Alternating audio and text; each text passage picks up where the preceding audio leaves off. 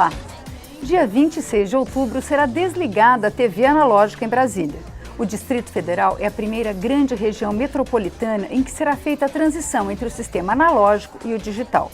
A mudança garante mais qualidade a quem assiste e libera uma faixa de transmissão que hoje é usada pela TV, mas será destinada ao sistema de telefonia de 3 e 4G. Até 2018, todos os lugares do país onde a TV usa essa faixa, a de 700 MHz, farão a transição. O resto do país vai ser paulatinamente desligado até 2023. Essa mudança, porém, não significa apenas uma imagem mais bonitinha.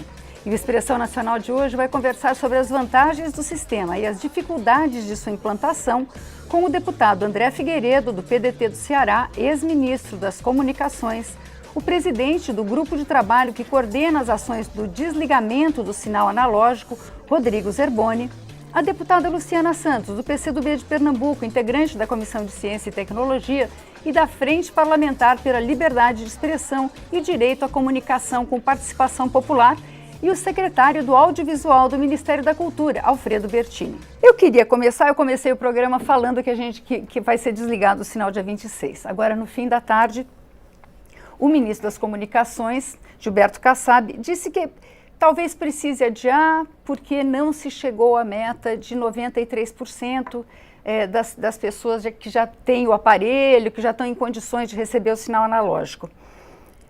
Eu gostaria de saber se adia mesmo, se faz essa mudança, por isso eu tenho que começar perguntando para o senhor Rodrigo Zerboni, por favor. Adia ou fica no dia 26? Eu acredito que a gente vai ficar assim no dia 26. Na verdade, o que o ministro falou foi simplesmente, ele explicou um fato do processo, que a gente tem uma meta a ser atingida, que é o percentual de 93%. Mas esse percentual, ele deve ser atingido até a data do desligamento.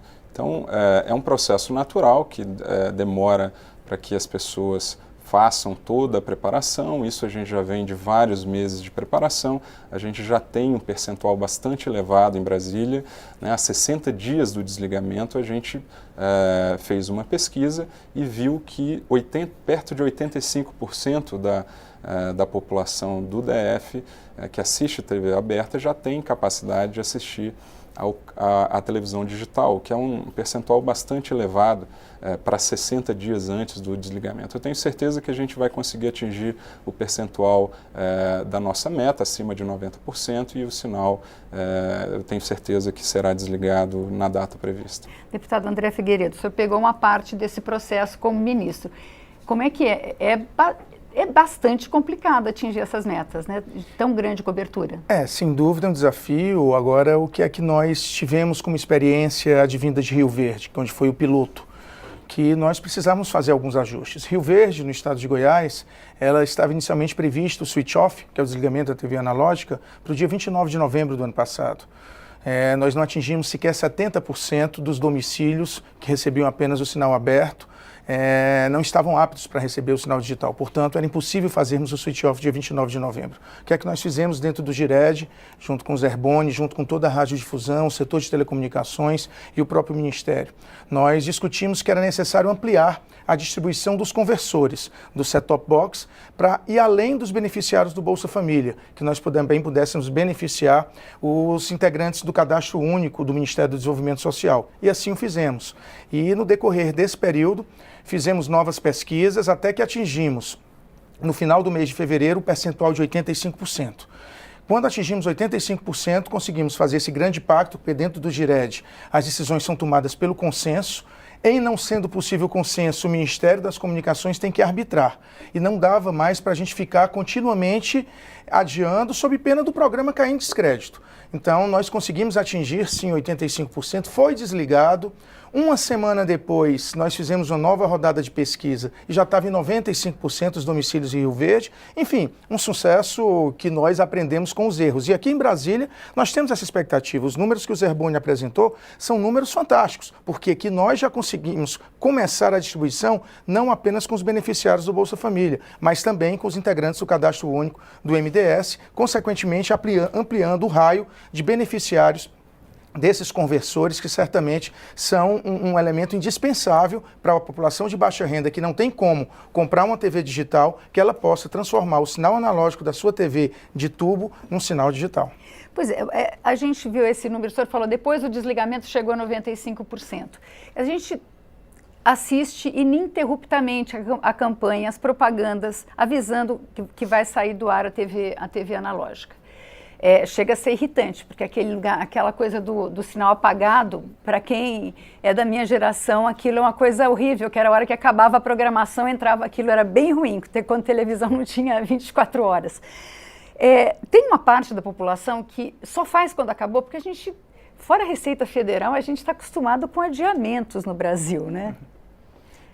Agora, aumentou muito o número de pessoas que assistem TV aberta também. Será que esse desligamento, antes de chegar a meta de quase 100%, tira o direito dessas pessoas de terem acesso à televisão?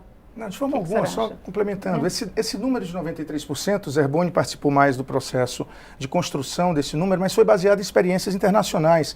É um número que orbita entre 7% e 15%. É um número adequado para fazer o desligamento, porque como a pesquisa é feita a coleta de dados com alguns dias antes do desligamento final do switch off, muita gente literalmente deixa para as vésperas da data, pensando que vai adiar mais uma vez. Quando vê que não adia, aí sim, ele liga o conversor, vai à loja, compra um conversor para aqueles que não estão dentro dos integrantes do Cade Único ou do Bolsa Família, e consequentemente você tem um número muito alto atingido no dia do switch off. Então, infelizmente é o nosso jeito brasileiro, mas também é um reflexo de experiências de outros países.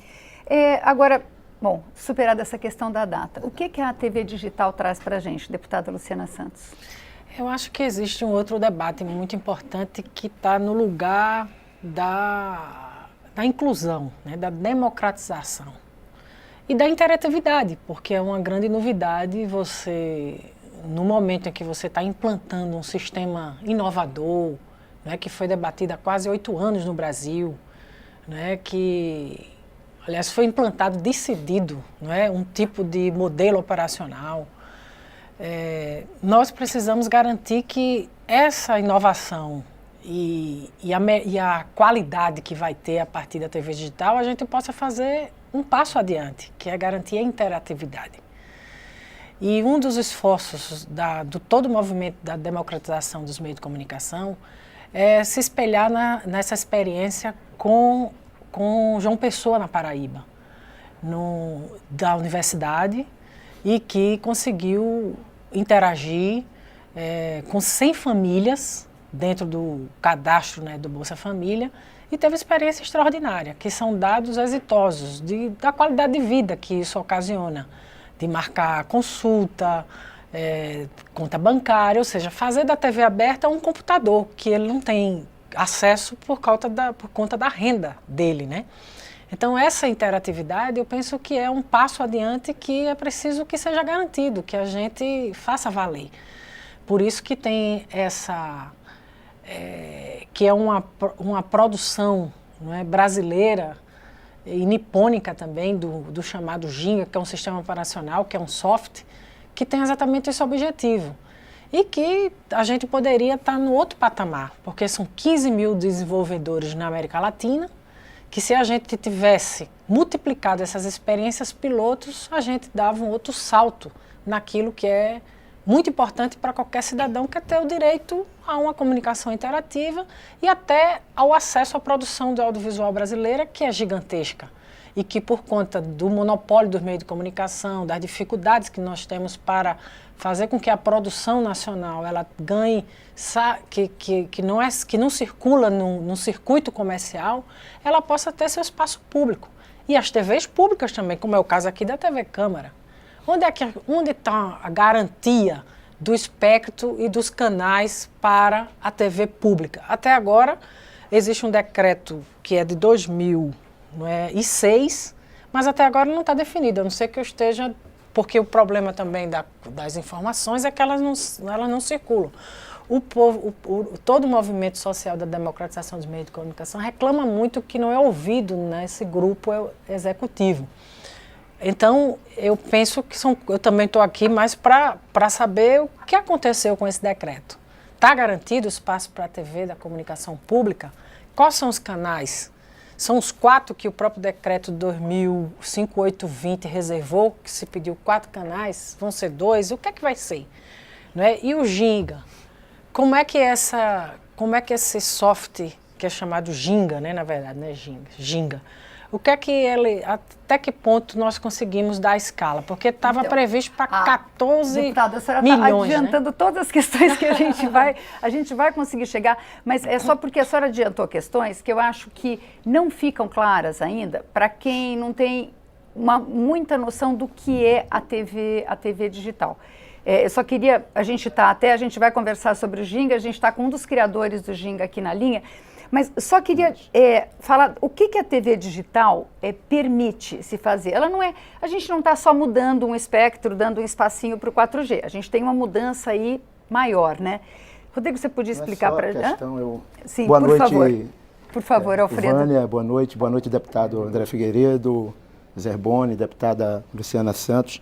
Eu vou pegar aqui um pouquinho da última expressão da deputada Luciana com relação à questão da interatividade, como um aspecto importante, principalmente no que diz respeito, e ela citou aqui, a questão do audiovisual, da produção audiovisual. Eu acho que devemos colocar para o público não só a importância da questão da tecnológica em si, né, do avanço que representa a TV digital, mas também esses aspectos que permitem o que eu tenho chamado de soberania do consumidor. Esse processo de digitalização ao longo do tempo e que envolve toda a cadeia do audiovisual, não só o cinema, mas a televisão e agora também as novas mídias, permitiu uma revolução significativa, principalmente ao longo, deputada, desses últimos 10 anos. As mudanças foram realmente muito fortes e elas se traduziram nessa mudança de paradigma, que é exatamente o exercício da soberania do consumidor, que pode ser feito através da interatividade, principalmente nas camadas de baixa renda, que o kit é distribuído através do programa Bolsa Família ou dos cadastrados no Cadastro Único do Ministério do Desenvolvimento Social, onde está incluído exatamente o software do Ginga e que permite uma parte da memória daquele software ser utilizada para o conteúdo audiovisual. Nós temos hoje 6 produtos licenciados. Desses 6 produtos, 3 já estão empacotados nessa distribuição que já foi feita.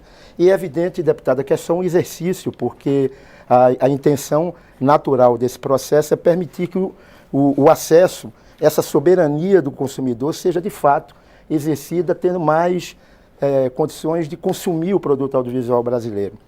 Por essa razão, agora na nossa gestão do Ministério da Cultura, estamos trabalhando com a possibilidade de transformar, isso está bem adiantado, eu já garanto isso, dentro dos estudos com o pessoal de tecnologia da informação, de avançar na questão da Programadora Brasil, que é um programa bem importante também, que foi desenvolvido pelo governo anterior, mas que pode permitir agora, através da web, né, através do canal web e justamente através da internet, essa possibilidade de se exercer a soberania via o que a gente chama de vídeo sob demanda, o chamado VOD, que é uma espécie de VOD público. É um Netflix público. É uma espécie de Netflix público, não quis citar o nome para não fazer aqui propaganda da empresa, mas é uma espécie de um Netflix público que pudesse, portanto, o consumidor ter acesso da maneira, da forma, do jeito que ele quisesse, ao conteúdo devidamente licenciado e devidamente selecionado. É um passo,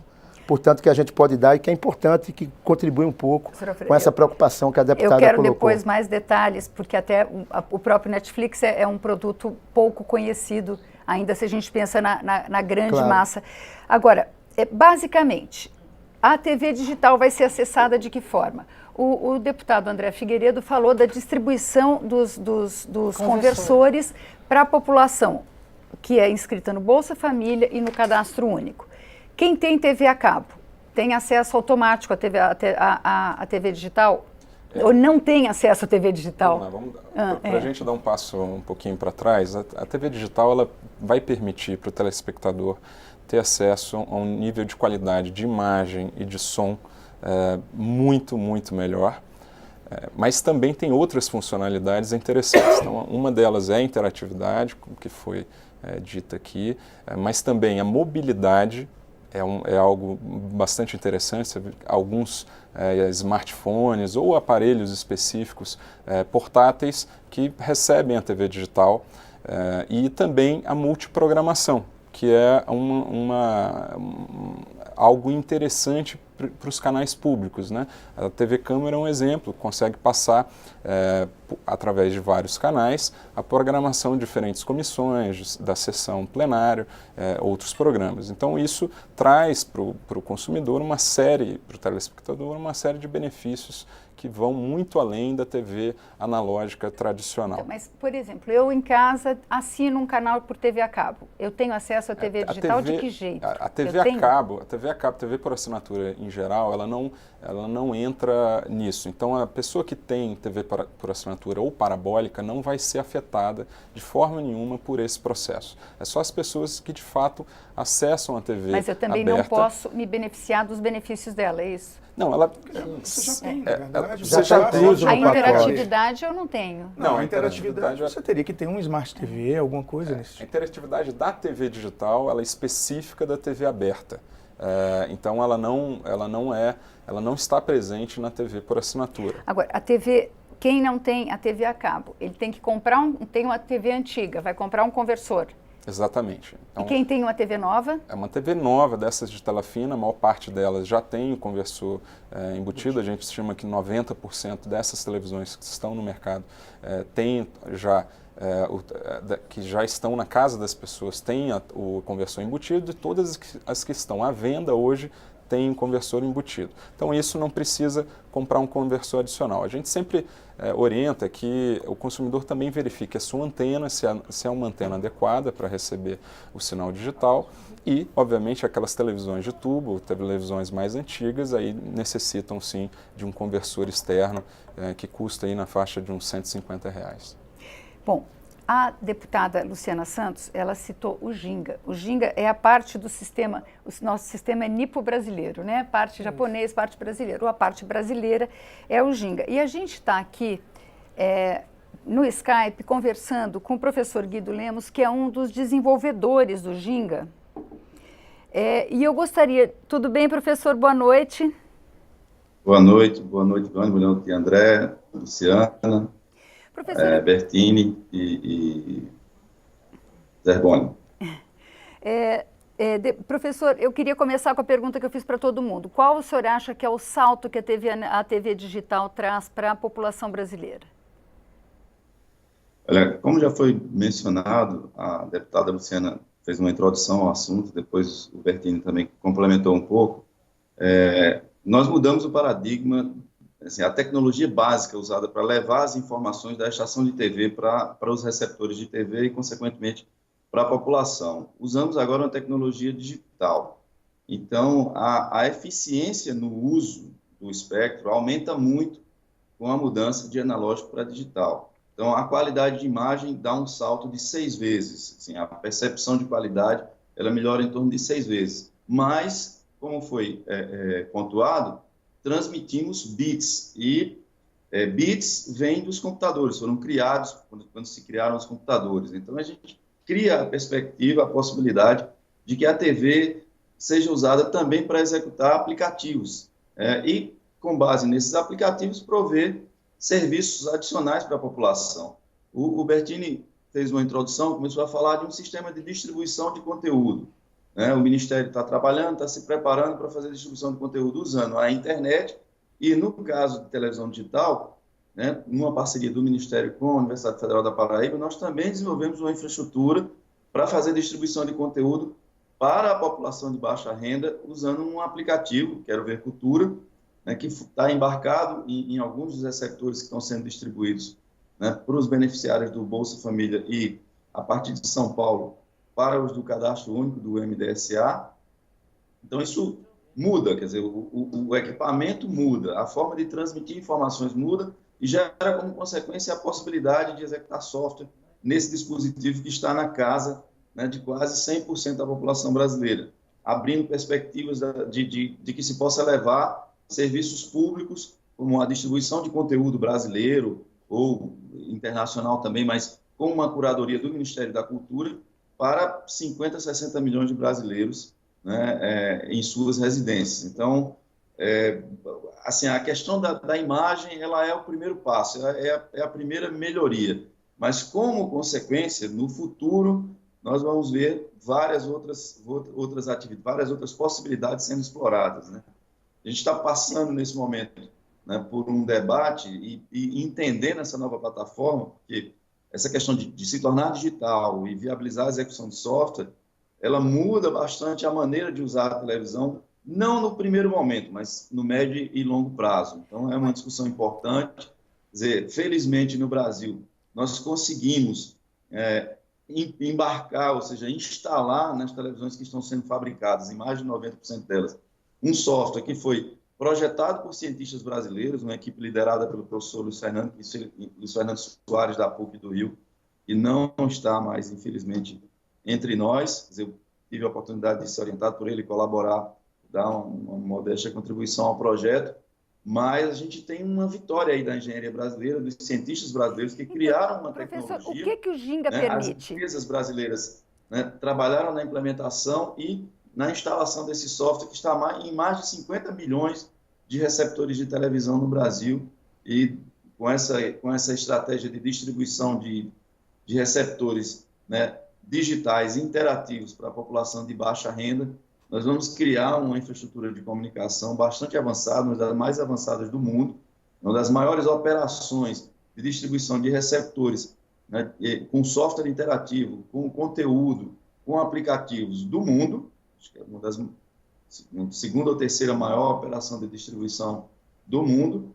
E é uma experiência inovadora no Brasil, estamos aprendendo com erros e com acertos, mas acredito que, no médio prazo, essa plataforma que está sendo criada com um software criado por pesquisadores brasileiros, com implementação feita por engenheiros brasileiros, por empresas brasileiras, ela coloca aí uma certa presença do Brasil, né, da inteligência nacional, em um dispositivo que está em 100% dos lares, praticamente 100% dos lares do Brasil. Então, além do software que vem de fora, né, que vem dos Estados Unidos, do Japão, da Coreia, a gente vai ter lá um espaço preservado, né, no cyberspace, aí, né, no espaço, né, virtual. Vamos ter ali uma presença brasileira, a bandeira brasileira está lá colocada e cria a perspectiva de desenvolvimento de aplicações e, consequentemente, de serviços públicos e privados também, que vão ser levados para a população garantidamente de baixa renda, mas tem um potencial de atingir toda a população brasileira. Professor, eu vou colocar aqui alguns problemas nessa questão que o senhor falou, que é realmente de encher a gente de orgulho.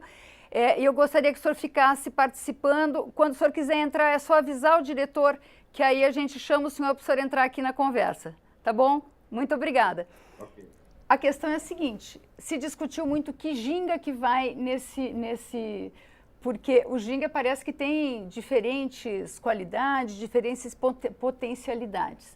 Qual é o que ficou, como é que foi essa discussão, deputado? Nós tínhamos a previsão de termos um Ginga mais amplo e iniciamos a distribuição desse Ginga para os beneficiários, como eu disse, do Bolsa Família em Rio Verde.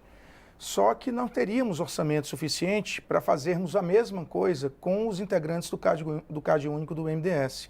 O orçamento extrapolaria e nós teríamos que investir bilhões de recursos públicos para que pudéssemos atingir os números também em relação ao CAD único. O que é que nós fizemos? Como compromisso era atingir os beneficiários do Bolsa Família, nós pegamos, o CAD único já é um adicional. Então nós distribuímos o Zapper, que é basicamente um conversor. Ele não tem as funcionalidades do Ginga. Ele não permite a interatividade? Não permite. Ele apenas faz a conversão do sinal analógico para o sinal digital, certo? Agora, aqui em Brasília também está desse mesmo jeito, até porque não deu tempo. Desligamos março, Rio Verde, iniciamos o processo de desligamento de Brasília, que está se concluindo agora dia 26. Na verdade, Brasília era para ser, inclusive, em abril, e fizemos um grande pacto no GIRED de readequação dos prazos para que levássemos até o prazo limítrofe de 2018 e desligarmos todas as capitais e as regiões onde havia, digamos assim, um ruído na frequência de 700 MHz em sendo utilizada pelas empresas de telecomunicações e pelas empresas da radiodifusão. Então, foi feito um novo programa, um novo desenvolvimento que o professor Guido bem falou, né? E nós temos agora o Ginga NCL, que ele permite as mesmas funcionalidades desse Ginga mais caro, que ainda está vindo embarcado no set-top box que veio de Rio Verde e agora em Brasília, mas também que vai permitir a interatividade tanto para o Bolsa Família quanto para o CadÚnico. Certo? Então, é um Ginga mais barato, mas que também vai permitir essa interatividade. Esse é o que vai ser levado para o Brasil todo? A partir de São Paulo. Exatamente. O ministro André Figueiredo colocou muito bem a questão. A gente passou por um momento de reavaliação do processo, mas já com definição a partir para São Paulo e todo o resto do cronograma, a gente já tem um Ginga que é a versão mais avançada.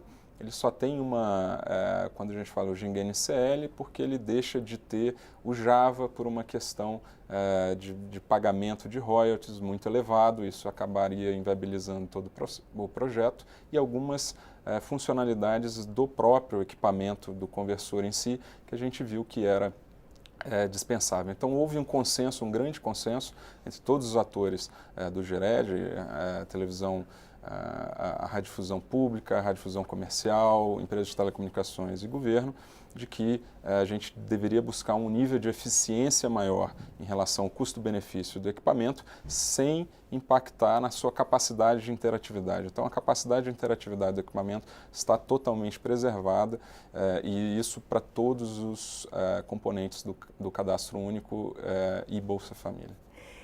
Senhor Alfredo, o Ministério está acompanhando essas mudanças? Quer dizer, esse sistema que o Ministério está criando, ele é compatível com esse equipamento? Sim, antes eu queria aproveitar o ensejo e fazer duas considerações extremamente importantes com relação ao Ginga. Quando houve o leilão em 2014, salvo engano, dos 700 MHz de espectro, foram colocados, disponibilizados cerca de 5 bilhões. E só esse investimento, e é por isso que a gente coloca, deputado, como extremamente importante essa questão também da interatividade, porque sem a questão do conteúdo, a gente não pode transformar todo esse esforço de investimento em meras caixinhas conversoras. É muito importante que a gente tenha essa contribuição que é desse esforço intelectual, esse esforço acadêmico, tem que ser realmente levado em consideração. Foram investidos aí 1,5 bilhão aproximadamente, e se eu estiver enganado, depois o deputado que foi ministro na época pode me corrigir, mas isso significa um esforço de investimento bastante considerável.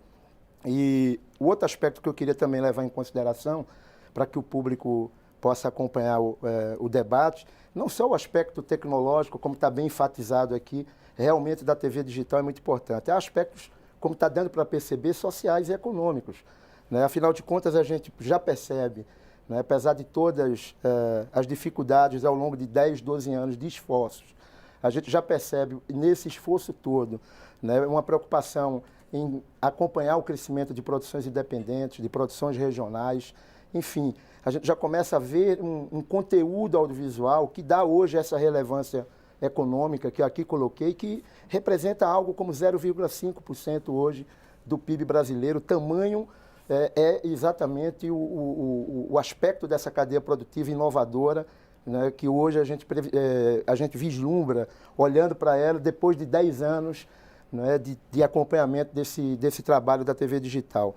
Com relação à questão que você me colocou do Ministério, sim, estamos acompanhando, participamos de algumas reuniões junto com a equipe do GERED, com o pessoal da Anatel, com o próprio grupo de professores da PUC e da Universidade Federal da Paraíba, e estamos exatamente muito comprometidos com essa questão do conteúdo audiovisual e, na medida do possível, compatibilizá-lo com essa proposição que eu aqui coloquei, né, na medida dos investimentos permitirem ter realmente um VOD público que possa dar essa liberdade de escolha, esse exercício de soberania. Para uma faixa da população para uma faixa da população que tem pouco acesso. Deputada, em relação aos investimentos, até para dar esse esclarecimento, até porque o montante foi bem mais significativo.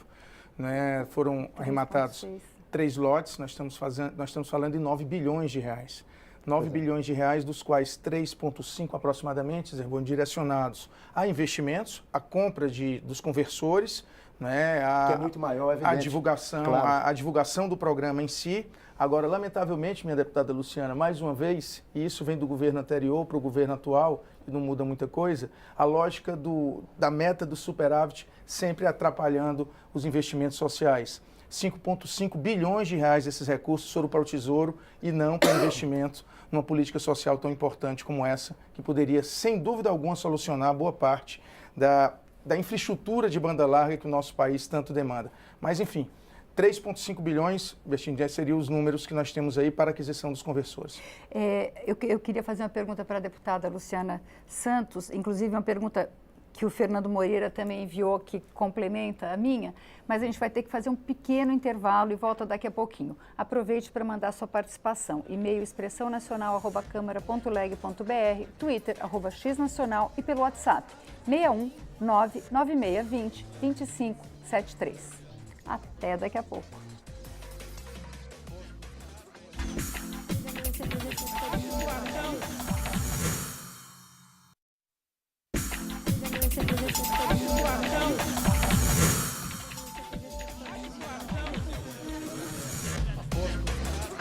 Expressão Nacional está de volta. Hoje nós conversamos sobre a mudança para a TV digital com o deputado André Figueiredo, do PDT do Ceará, ex-ministro das Comunicações, o presidente do grupo de trabalho que coordena as ações do desligamento do sinal analógico, Rodrigo Zerboni, a deputada Luciana Santos, do PCdoB de Pernambuco, integrante da Comissão de Ciência e Tecnologia e da Frente Parlamentar pela Liberdade de Expressão e o Direito à Comunicação com Participação Popular, e o secretário do Audiovisual do Ministério da Cultura, Alfredo Bertini. Deputada Luciana Santos, eu gostaria de saber se a senhora acha que com o que hoje está garantido nos conversores, se está garantida essa possibilidade de democratização do acesso à informação, de usar a televisão como um móvel de cidadania. E o Fernando Moreira, de Brasília, ele pede que se explique melhor o que significa essa interatividade. Com o sistema, né, que foi projetado por brasileiros, como disse o professor Guido, né, é uma espécie de um software, um sistema operacional, né, com inovação tecnológica, que tem participação brasileira e tem a participação japonesa, mas que com esse aplicativo você faz da TV aberta um computador. Como você usa no smartphone ou um computador em casa, você bota ali um aplicativo e você pode interagir de diversas formas. Desde um filme que você quer assistir de conteúdo nacional, que não passa muito no cinema comercial, que é isso um pouco que Bertini estava falando. Inclusive antes, Bertini, não sei como é que isso está agora, mas estava sendo previsto um site Ver Cultura, no debate do Ministério com o ministro Juca Ferreira, que tem exatamente esse objetivo, de dar escala a esse conteúdo nacional. E possibilitar a interação de toda a natureza de serviços cotidianos, né, das pessoas, do serviço de políticas públicas, de saúde. A experiência piloto que foi feito na Paraíba, né, 72% das pessoas aprenderam a usar, né, esse software, que é esse aplicativo, né, que é isso que a gente está aqui cobrando, né, que é a interatividade, tanto Rodrigo, né, como o ex-ministro André falou aqui, que essa interatividade está garantida porque todo mundo que luta, né, pela democratização e que procura fazer desse momento especial, de uma grande inovação tecnológica que é a TV digital, é possibilitar a melhoria de qualidade de vida das pessoas, que é mobilidade, velocidade nos serviços, diminuição de tempo de circular para poder pegar algumas informações básicas, ou seja, possibilitar um acesso à internet via TV aberta, que vira o computador, e com isso você multiplicar de desenvolver de diversas formas, como se faz normalmente no dia a dia, Você vê na universidade gente desenvolvendo aplicativo para pegar carona, gente que desenvolve aplicativo, ou seja, dá uma dimensão, uma escala de inovação e de criatividade gigantesca. Esse é o sentido de ser da TV digital, para além de que ficar mais bonito, né? Além de ficar a imagem mais nítida, né? É você possibilitar serviços, não é?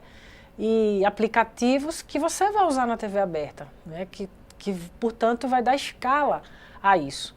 A dúvida que se tem é a garantia dessa interatividade, a garantia da reserva de canais para garantir a comunicação pública, não é? Porque também isso, Rodrigo acaba de dizer, e André, que isso também está garantido, mas a gente pode e deve, né, garantir que os investimentos se multipliquem para que ele dê essa qualidade de vida que a população precisa na hora que tem uma comunicação, né, mais direta. E possibilite, eu estava dizendo aqui, né, eles, além de 72% das pessoas que vivenciaram isso, eles aprenderam a usar bem, reduziram despesas para obter informação sem sair de casa, né? 2% tiveram aumento de renda, ou seja, de transporte, de economia, de um monte de fatores que você pode modificar, como acontece hoje na internet normalmente.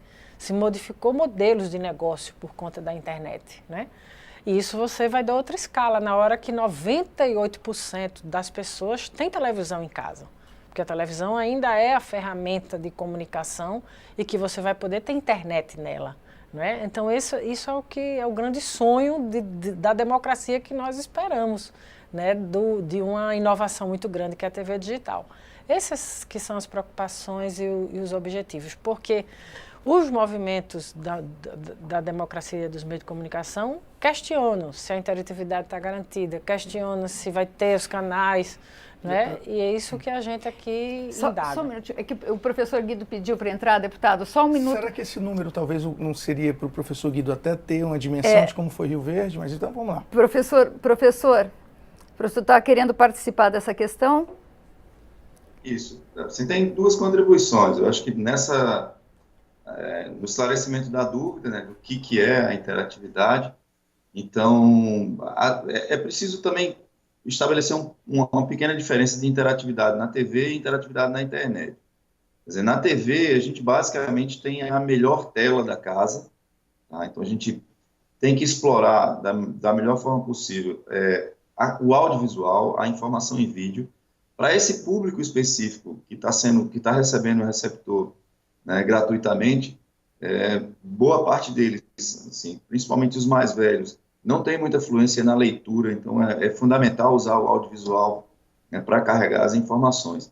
Agora, eu queria também colocar na mesa e na discussão uma outra questão muito importante que vem com a televisão digital, que é a questão da acessibilidade. Quer dizer, a gente tem garantidos aí tecnologias para que os cegos tenham mais acesso à informação, as pessoas com deficiência visual, né, e os surdos. Então, existe a possibilidade de transmitir com televisão digital linguagem de sinais, né, de uma maneira mais eficiente do que é feito na televisão analógica. Basicamente, as informações de audiodescrição e de linguagem de sinais, de língua de sinais, são transmitidas e só são exibidas para aqueles telespectadores que têm necessidade dessa informação. Então, para a questão dos deficientes, né, visuais, né, para os cegos, isso está resolvido, está equacionado, a tecnologia está desenvolvida. Para os surdos, a gente está finalizando o processo de padronização, então a gente está com uma norma na ABNT, que é a Associação Brasileira de Normas Técnicas, para ser publicada.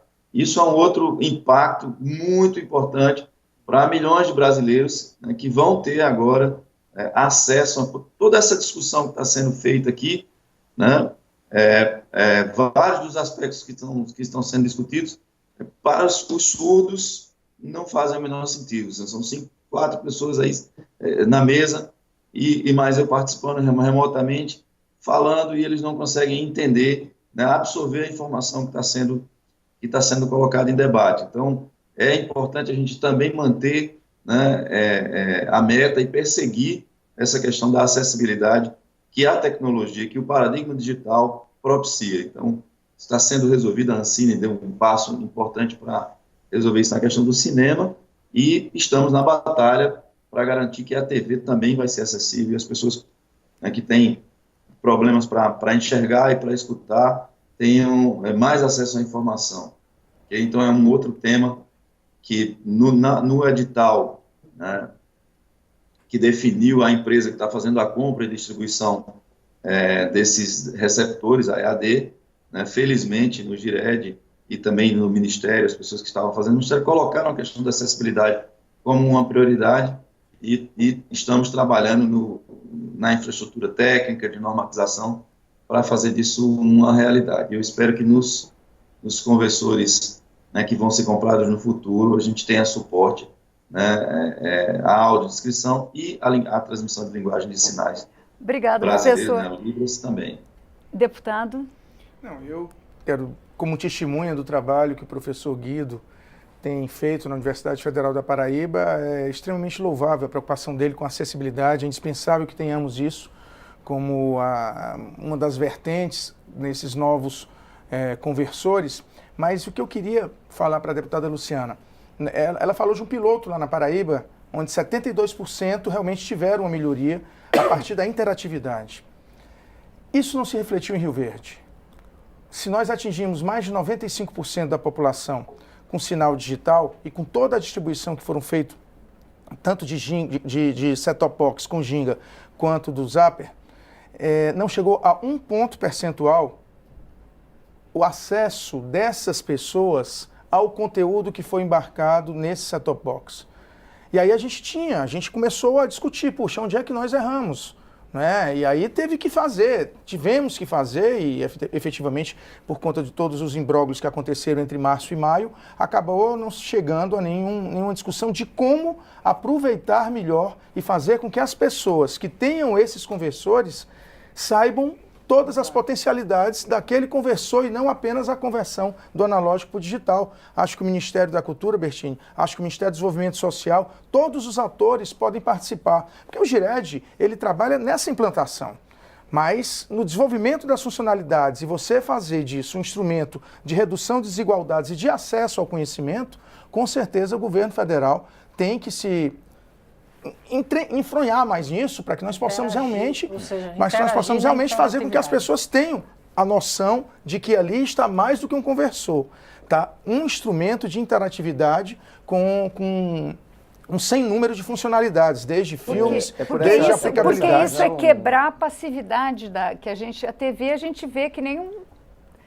Né? A gente fica ali passado na frente dela, né? Agora, é mudar essa atitude, É por essa razão, Vânia, que eu coloquei aqui da importância de compreender o investimento além das caixinhas conversoras. A gente tem que entender todo esse nuance que está por trás. Essa questão, por exemplo, do ocorrido em Rio Verde, eu lembro que na última reunião que tivemos na SAVE, na Secretaria do Audiovisual do Ministério da Cultura, foi colocada, talvez, comparando com o fato de que Guido tinha mostrado esses números de João Pessoa, da Paraíba, ele depois até pode fazer uma intervenção nesse sentido, foi um trabalho muito mais próximo daqueles que estão realmente produzindo e desenvolvendo a tecnologia, e é diferente de quem vai e faz uma distribuição sem um treinamento, sem uma orientação, sem mostrar, portanto, as vantagens que aquele equipamento pode trazer ao usuário. Então, esse aspecto é um aspecto que precisa realmente ser investigado, deputado, porque é de suma importância que esse investimento tenha esse outro valor, como eu aqui destaquei, o valor da importância das pessoas poderem interagir, de poderem, portanto, participar, né, como consumidoras plenas desse grande momento que o audiovisual está vivenciando. Eu queria só fazer uma explicação, vou tentar ser bem breve em relação a também alguns desafios que a gente tem em relação ao Ginga nessa era da internet. Então o Ginga ele foi concebido ali no momento da decisão do padrão que o Brasil teria, né? Havia disputa entre o padrão americano, europeu e o japonês.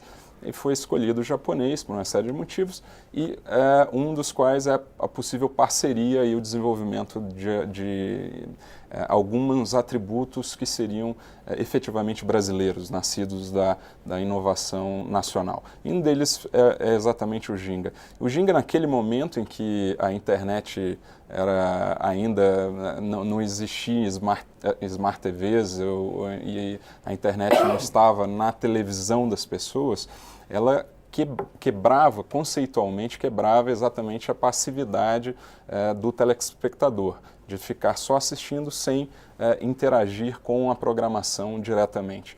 Então, foi desenvolvido naquele momento uma série de interatividades pontuais, em termos do telespectador conseguir, num jogo de futebol, por exemplo, acessar a escalação do time, ou identificar qual é a roupa, de que marca é aquela roupa daquela atriz e poder fazer uma compra.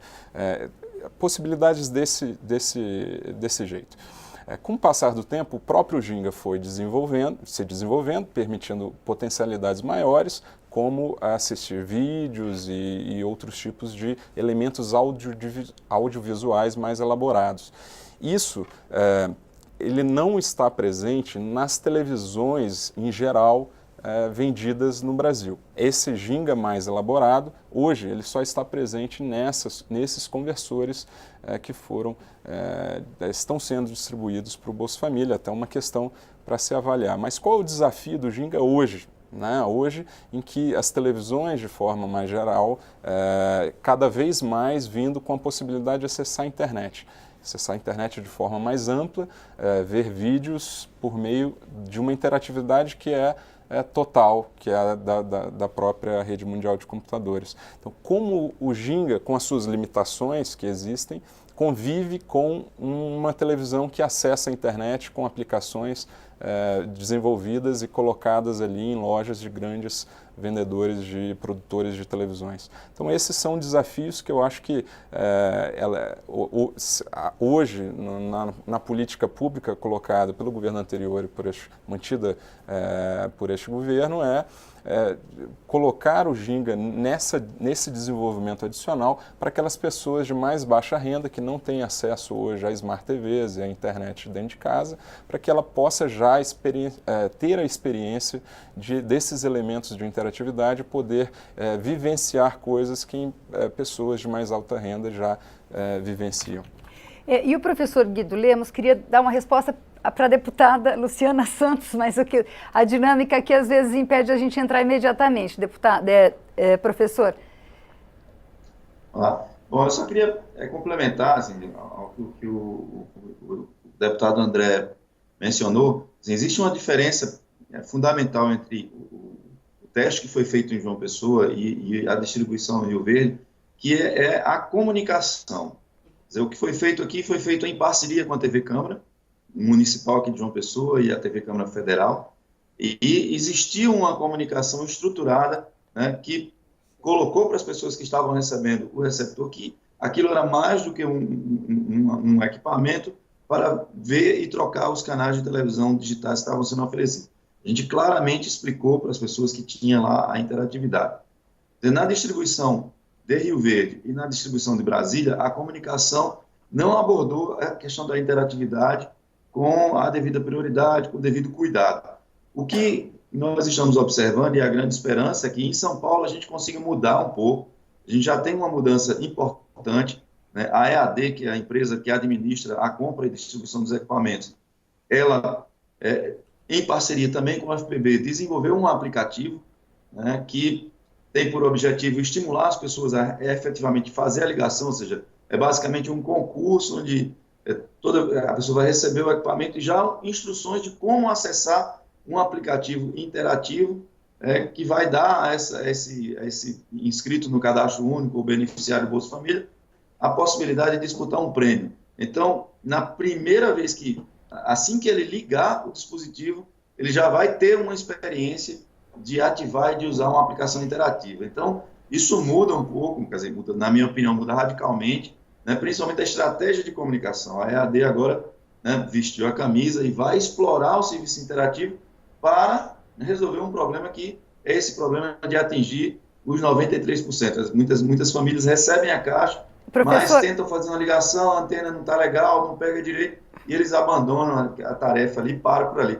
Como agora vai existir a possibilidade de um prêmio, né, e esse prêmio é disputado através de uma aplicação interativa, então esse problema de comunicação, que é o calcanhar de Aquiles, né, do uso intenso dessa tecnologia, vai ser enfrentado a partir de São Paulo. Professor, eu vou ter que interromper o senhor. A gente está terminando o programa e eu não queria terminar sem botar um vídeo que a gente fez exatamente nessa experiência de João Pessoa. É uma outra característica da TV digital, o fato dela ter multiprogramação. E a rede legislativa é um exemplo de multiprogramação. No mesmo canal, nós temos as TVs do Senado, da Câmara, das Assembleias e dos municípios.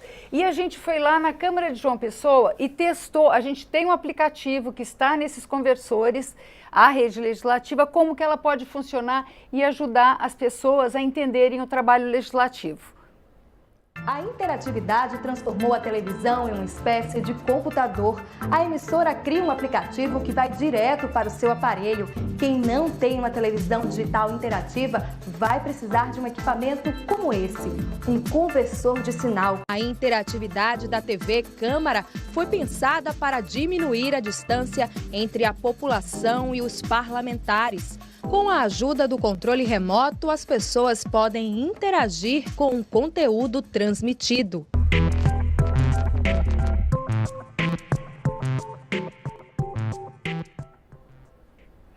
Eu queria saber se os senhores acham que é isso. A gente vai precisar de uma segunda fase, aí a fase de educação, para as pessoas mexerem com... Claro. O primeiro desafio é a conversão do sinal analógico no digital. E o segundo desafio é fazer, mesmo para aqueles que já receberam os conversores, no caso de Rio Verde, aqui de Brasília, do entorno de Brasília, que eles possam ver que ali está além de uma caixinha de conversão. Ali existe realmente aplicativos que podem ser muito úteis no acesso a vídeos, no acesso a funcionalidades do governo federal, enfim, há várias facilidades que essa interatividade pode trazer para o cidadão. Bom, a gente está terminando, eu queria dar 30 segundos para cada um, só dar suas considerações finais. Por favor, Alfredo.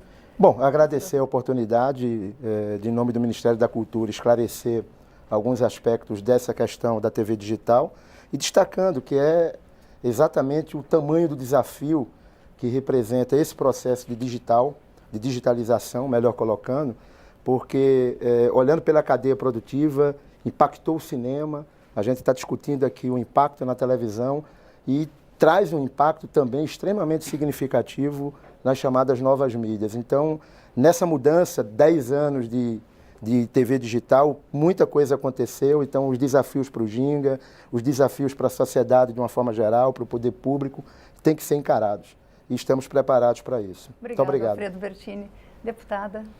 Mais uma vez, parabenizar a Vânia, agradecer a presença de todo mundo aqui nesse debate tão importante, de André, de Rodrigo, de Bertini, que eu penso que momentos como esse a gente vem debater o acesso à população a um tipo de serviço de maior qualidade, né, uma qualidade não só no seu visual, mas de serviços que são básicos, que são essenciais e que vão abrir horizontes para as pessoas, que eu acho que isso é o que é o mais importante, na medida em que a gente garante que elas vão poder, mesmo sem os recursos, né, que normalmente os setores de classe média têm, de ver filmes de qualidade ou de ter acesso a serviços essenciais, agora, né, isso pode, através dessa inovação, né, da descoberta e de uma produção genuinamente brasileira, a gente garantir que as pessoas tenham uma inclusão, não só digital, mas uma inclusão social a partir de serviços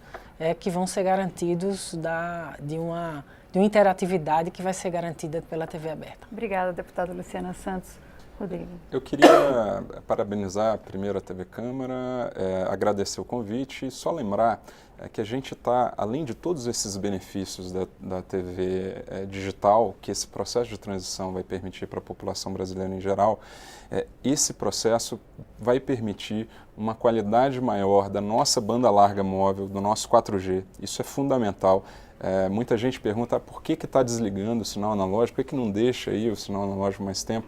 Esse espectro de radiofrequência que hoje está ocupado pela televisão analógica vai ser utilizado para melhorar a qualidade do nosso 4G, que obviamente permite interatividade, inclusão social e a inclusão digital pelo celular, que é onde a gente de fato faz a inclusão digital no Brasil de forma relevante.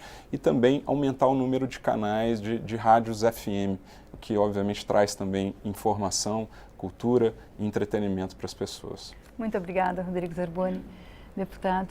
É justamente isso, complementando as palavras do Zerboni, dizer que, lógico, é importantíssimo esse processo, até porque vai ao encontro de que outros países do mundo já estão fazendo, né, você transformar o sinal analógico para um sinal digital, mas vai para além disso, vai propiciar a liberação do espectro de 700 MHz, para que hoje você possa ter outras cidades, outras regiões do país, inclusive mais remotas, com a tecnologia 4G, né, propiciando um maior acesso à internet em banda larga móvel, porque também vem dentro de um trabalho de universalização do acesso à internet. Né, e isso é indispensável dentro desse processo do setor de telecomunicações, bem como o desligamento da TV analógica vai liberar os canais 5 e 6 para que nós possamos ampliar as frequências do dial da FM e, consequentemente, também haver a migração das emissoras AM para FM, como em vários locais já estão acontecendo. E no mais, parabenizar a TV Câmara, o Expressão Nacional, por esse debate com todas as pessoas que compreendem aqui tão bem essa importância, que certamente Brasília já vai sentir os bons efeitos disso.